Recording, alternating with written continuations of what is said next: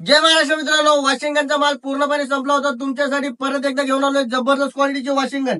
48 वॉटची battery येणार आहे. ह्याच्यासोबत 2 बॅटरी आहेत. एक बॅटरी चार्जिंग लावून दुसरी युज करू शकता. जबरदस्त क्वालिटीची वॉशिंगन आहे. अजून जर ऑर्डर केली नसेल तर लवकरात लवकर ऑर्डर करा. हिची किंमत आहे फक्त 1299 रुपये.